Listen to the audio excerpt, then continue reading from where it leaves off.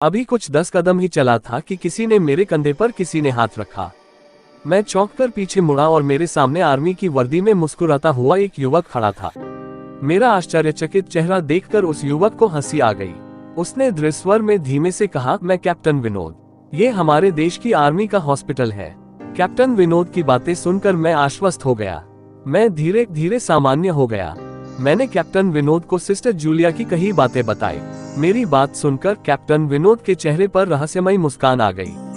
Captain Vinod बोले, तुम sister Julia से भी मिल चुके? जी, क्या मतलब है आपका? कुछ नहीं, चलो मैं तुम्हें सूखे कपड़े देता हूँ, तुम कपड़े चेंज कर लो, नहीं तो सच में सर्दी लग जाएगी। मैं कैप्टन विनोद के पीछे पीछे एक बड़े से कमरे में पहुंच गया। कमरे के चारों ओर हरे रंग के पर्दे लगे हुए थे। एक तरफ बड़ा सा बेड पड़ा हुआ था। बेड के सामने एक सोफा था। बीच में एक टेबल था जिस पर 2 ग्लास, एक बड़ी बोतल ब्रांडी की और 1-2 पत्रिकाएं पड़ी हुई थी। कमरे के एक कोने में बड़ी सी अलमारी थी जिसमें से कैप्टन विनोद ने मेरे लिए आसमानी रंग का कुर्ता पायजामा निकालकर मुझे दिया और कमरे से लगे बाथरूम की तरफ इशारा किया। मैं बाथरूम से कपड़े बदलकर जैसे ही निकलने लगा, मेरी नजर बाथरूम की एक दीवार पर पड़ी। वहां खून के छींटों से भरी हुई थी। ये देखकर मैं घबरा गया और जल्दी से बाहर निकलने को मुड़ा ही था कि बाथरूम में लगे आईने में खुद को ही देखकर डर गया, क्योंकि आईने में मेरा पूरा शरीर तो नजर आ रहा था लेकिन मेरे शरीर पर से मेरा सर गायब था। अब मुझे डर लगने लगा और मैं हड़बड़ा कर बाथरूम से निकल गया। मुझे इस तरह बाहर निकलते हुए देखकर कैप्टन विनोद ने हंसकर पूछा, क्या हुआ?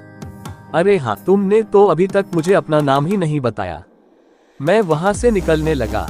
तभी कैप्टन विनोद बोले, कहाँ जाओगे? बाहर बहुत तेज बारिश हो रही है। लेकिन अचानक तुम जाना क्यों चाह रहे हो, यह मैं समझ नहीं पा रहा। मैंने कैप्टन विनोद से कहा, आपकी बाथरूम की पूरी दीवार खून के छींटों से भरी हुई है और बाथरूम में लगा आईना भी कुछ अजीब है।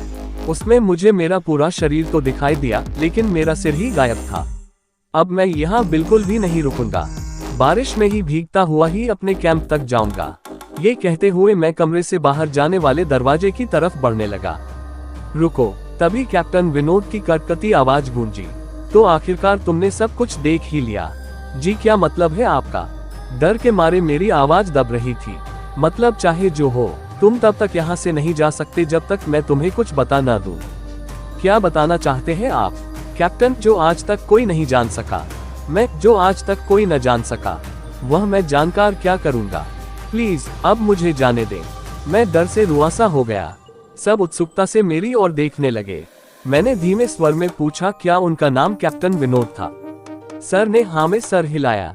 मैंने सबको उधर चलने को कहा जहां से सभी ने कैप्टन को आते हुए देखा था।